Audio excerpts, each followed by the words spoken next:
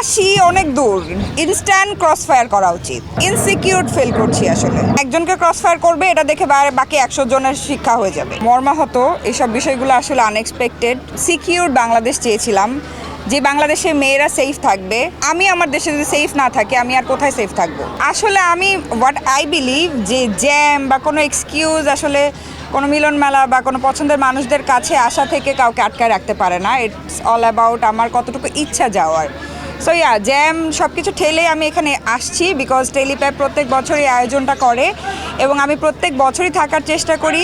তারা আমাদের ইন্ডাস্ট্রির জন্য আসলে অনেক বড় একটা ভূমিকা রাখে। সো আমাদেরও আর্টিস্টদের উচিত তাদের এই আয়োজনে তাদের সাথে থেকে একসাথে এই আনন্দটা সেলিব্রেট করা।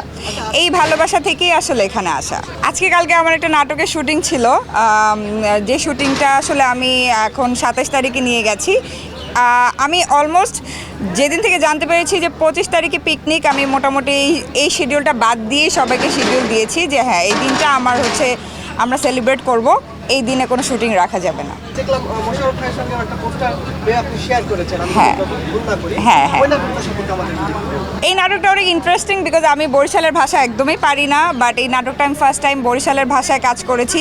অ্যান্ড মজার ব্যাপার হচ্ছে পুরো ইউনিটটাই বরিশাল্লা ছিল, সো আমার খুব একটা ঝামেলা হয় নাই। মোটামুটি চারপাশে সবাই বরিশালের ভাষায় কথা বলতো। তো আর মোশাররফ ভাই তো আছেই আমার টিচার, মোশাররফ ভাই অনেক হেল্প করেছে। নাটকটার নাম হচ্ছে বউ সোহাগী, মারুফ মিঠুর ডিরেকশনে। এটা বাংলা ভিশনে গিয়েছে এবং এটা এখন বাংলা ভিশন ইউটিউব চ্যানেলেও আছে। আমি খুব ভালো রেসপন্স পাচ্ছি এই নাটকটা নিয়ে। এটা 21 ফেব্রুয়ারিতে গিয়েছে। বরিশাল্লা ভাষা মুই অত ভালো পারি না। মুই তো পারি না বরিশাল্লা ভাষা, মুই ঢাকার মাইয়া। আমার কফি লাভার, বাট হ্যাঁ বাবার জন্য মাঝে মাঝে চা বানানো হয়। এখন বুঝছি আমি কিছুদিন আগে চায়ের দোকান দিছিলাম। হ্যাঁ আই নো, ভাল লাগে, আমার অনেক ভালো লাগছে। আই এনজয়েড আ লট চার দোকানে বসে, টং দোকানে বসে চা বিক্রি করতে। কেরানীগঞ্জের রুহিতপুরে গ্রিনভিল সিটিতে প্লট বিক্রি হচ্ছে কাঠাপ্রতি 1 লাখ টাকা ছাড়ে 8 লাখ টাকায়, আর এককালীন মূল্য পরিশোধে মাত্র 7 লাখ টাকায়। ক্রেতা এত বেশি ছিল যে আমার জামাইয়ের সাথে আমার ঝগড়া লেগে গেছে যে তোমার আর দোকানে বসার দরকার নাই। বিকজ একজন, আমার ওই নাটকটার নাম হচ্ছে বোকা পরিবার, যেটা ডিরেকশন দিচ্ছে সৈয়দ শাকিল ভাইয়া এবং এটা RTVর একটা সিরিয়াল। তো আমার জামাইয়ের সাথে আমার ঝগড়া লেগে গেছে বিকজ একজন এসে আমাকে বলছে ভাবি আপনার রূপের রহস্য কী। তো সেই জন্য আমার জামাই আমাকে দোকান থেকে বের করে দিচ্ছে। রূপের রহস্য আসলে অবশ্যই বাবা মার জিন, আল্লাহর গড গিফটেড, এবং পাশাপাশি পজিটিভিটি, পজিটিভ থাকা, পজিটিভ মাইন্ড আমার রূপের রহস্য। এটা আমার মোস্ট ফেভারিট। আই লাভ সমুদ্র, অ্যান্ড আমার সমুদ্রের পাশে আমি সারা রাত বসে থাকতে পারবো, আমার অনেক ভালো লাগে। এটা আমার সবচাইতে বেস্ট রিল্যাক্সিং টাইম। তখন চিন্তা করি সমুদ্র কত গভীর, মানুষের মানে সমুদ্রের মতো কেন মানুষের মন হয় না, মানুষের মন কেন এত ছোটো, মানুষ কেন এত সেলফিশ, নেচার কত সুন্দর, বাট এই নেচারটাকে আমরা নষ্ট করছি, আমরা নষ্ট করে ফেলি। এগুলো ভেবে খারাপ লাগে আসলে যখন আমি বিচ টিচ নোংরা দেখি। আর পাশাপাশি লাইফ নিয়ে চিন্তাভাবনা তো থাকেই যে সমুদ্রের সমান কেউ ভালোবাসে না কেন। আজকে ওয়েস্টার্ন পরেছি, শাড়ি অকেশনালি পরা হয়। ফোবিয়া আছে আমার বিকজ আমি সুইমিং পারি না।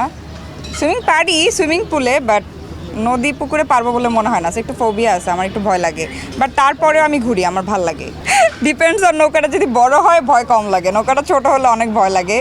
ছোট নৌকা এইদিকে লাস্ট কই জানি শুটিং করলাম, মনে হচ্ছে যে এইদিকে একটা মানুষ গেছে তো নৌকা এদিকে কাত হয়ে যাচ্ছে, এদিকে ডুবে যাচ্ছে, তো এদিকে আসো, তো এরকম করে আসলে অনেক ভয় লাগে।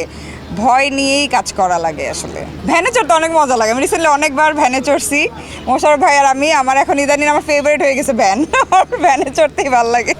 ওইটা আসলে মজার একটা গল্প। আমার ওই নাটকটার নাম হচ্ছে, নাটকটা ঈদে যাবে সম্ভবত, নাটকটার নাম হচ্ছে মাতাল মতিন। তো সে মাতাল থাকে, আমি তাকে বাবার বাড়ি নিয়ে যাচ্ছি একটা বিয়ের দাওয়াত খাওয়াইতে, বাট সে টাল। তো সে ওই ভ্যানের মধ্যে শুয়ে শুয়ে আর কি বলতেছে যে এই প্লেন থেকে পড়ে যাবা, লইরো না, এটা নাকি প্লেন। আমি বললাম এটা তো ভ্যান। হ্যাঁ, মাতালের ঘরের মাতাল, এটা তো ভ্যান। বলতেছে আরে না প্লেন। মোশাররফ ভাই বলতেছে যে এই সাবধানে পড়ে যাবা, এটা কিন্তু প্লেন, এই যে পাইলট সাবধানে চালান, এসব বলতেছে। তো যে পাইলট সে আমাকে বলতেছে ভাবি ভাই কি কিছু খাইছে। তো আমি পরে বলছি মাতালের ঘরের মাতাল, ভালো মতন দেখ, এইটা প্লেন না, এটা ভ্যান। কি কও তুমি? তারপরে যখন ভ্যানালা বলছে ভাই কি কিছু খাইছে, তখন হ্যাঁ আমি অনেক কিছু খাইছি, ভাত খাইছি, মাছ খাইছি, মাংস খাইছি, অনেক কিছু খাইছি। তুই বেশি কথা বলে তোরেও খামো, এই ধরনের একটা ইয়ে ছিল। ওনার একটা অনেক ফানি ছিল। ঘুরতে আমি অনেক পছন্দ করি, আমার ঈদের পরেও হয়তো কোথাও না কোথাও ঘুরতে যাওয়া হবে। আর কেনাকাটা বেশিরভাগ দেশের বাইরে গেলে দেশের বাইরে থেকে করা হয়, দেশে থেকে করা হয়, মিলিয়েই করা হয়। ঈদের শপিংটা দেশ থেকেই করা হয় আসলে। তো দেশেই প্ল্যান। সময় খুব একটা পাওয়া যায় না ঈদের আগে, তো দেশের বাইরে যাওয়ার সময়টা খুব কম। আমার স্মরণীয় ঈদ গত বছর ছিল, বিকজ গত বছর আমার 11টা নাটক একটা ঈদে অন এয়ার হয় এবং 9টাই মোশাররফ করিমের সাথে ছিল, বাকি 2টা হচ্ছে জামিল হোসেনের সাথে ছিল। তো গতবার ঈদটা আমার কাছে আসলে আমাদের এখন কাজটার উপরেই ডিপেন্ড করে আমাদের ঈদ কেমন হবে, কত ভালো কাজ দর্শকদের উপহার দিতে পারছি সেটার উপর ডিপেন্ড করে। সো গত বছর ঈদটা আমার কাছে অনেক স্পেশাল ছিল, 9টা নাটকে আমার মোশাররফ ভাইয়ের সাথে, so it was A record. তো গত বছরের ঈদটা অনেক স্পেশাল ছিল। কেরানীগঞ্জের রুহিতপুরে গ্রিনভিল সিটিতে প্লট বিক্রি হচ্ছে কাঠাপ্রতি 1 লাখ টাকা ছাড়ে 8 লাখ টাকায়, আর এককালীন মূল্য পরিশোধে মাত্র 7 লাখ টাকায়। রোজা রাখা হয় সবগুলাই এবং কাজ দিয়েই কাটে একদম 28 রমজান পর্যন্ত। টেলিভিশনের ঈদের প্রোগ্রামগুলো, তারপরে হচ্ছে শুটিং, সব কিছু মিলিয়ে ফটোশ্যুট, সব কিছু মিলিয়ে আসলে কাজ রোজা সব কিছু মিলিয়েই কাটে। যেমন ফ্যাশন সচেতন কাজ নিয়ে বললেন, রোজা নিয়ে বললেন, এর সাথে দেখছি সামাজিক দায়বদ্ধতার জায়গাটাতেও আপনি স্ট্রং, নানান ইস্যুতে হ্যাঁ। কথাও বলেন। আসলে দেখেছি দেশ আর দেশ নিয়ে ধর্ষণ নিয়ে নানাভাবে আসলে নিজে আওয়াজ তুলেছেন, যদি এই বিষয়টা একটু জানতে চাই আসলে। এই বিষয় নিয়ে বলবো আসলে আমি খুবই মর্মাহত। এইসব বিষয়গুলো আসলে আনএক্সপেক্টেড। দেশটা এই জন্য স্বাধীন হয়েছে বলে আমার মনে হয় না।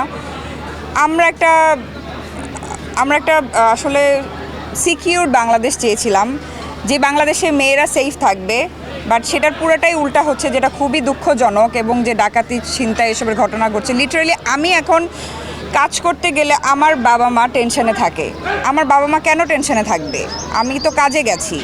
সো আমার দেশ, এখানে আমি জন্মগ্রহণ করছি, আমি আমার দেশে যদি সেফ না থাকি আমি আর কোথায় সেফ থাকবো? তো এই সেফটিটা কে দিবে? মানে এটা খুবই দুঃখজনক এবং আমি চাই যে এটার খুব তাড়াতাড়ি একটা সমাধান হোক, বিকজ এইভাবে কোনো দেশ চলতে পারে না। আমাদের দেশের ভাবমূর্তি পুরো ওয়ার্ল্ড ওয়াইড নষ্ট হচ্ছে এবং আমরা অনেক মানে ইনসিকিউর ফিল করছি আসলে। রেপ 5 মাসে এই রেপগুলো তো হয়েছে, উইচ ইজ আনএক্সপেক্টেড। তো মানে আমার কথা হচ্ছে যে কেন রেপের শাস্তি স্টিল এত নৃশংস হওয়া উচিত যে মানুষ এটা করার আগে 10 বার চিন্তা করা উচিত মানুষের। এবং আমার মনে হয় যে সবার এটার বিষয়ে এগিয়ে আসা উচিত, যে আসলে আমরা দেখেছি পাশের দেশের সেলিব্রিটিজরাও এটা নিয়ে খুব সিরিয়াস। তো আমার মনে হয় যে এটা নিয়ে আর আমাদের আইন ব্যবস্থা আরও অনেক বেশি কঠোর হতে হবে, তাহলে যদি এই জিনিসটা হয়। 5 মাসে এটা হয়েছে, ধরেন 64 ঘন্টা 65 ঘন্টা হয় নাই, বাট হবে কেন? আমরা মেয়েরা আমরা যদি আমাদের নিজেদের দেশে নিজেদের শহরের এলাকায় সেফ না থাকি, আমরা কোথায় সেফ? তাহলে আমরা কোথায় যাব? ফাঁসি অনেক দূর, ইনস্ট্যান্ট ক্রস ফায়ার করা উচিত।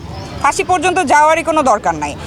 একদম মানে একজনকে ক্রস ফায়ার করবে, এটা দেখে বাকি 100 জনের শিক্ষা হয়ে যাবে। 10 বার চিন্তা করবে। আমাদের পার্শ্ববর্তী দুবাইতে হয় না কেন?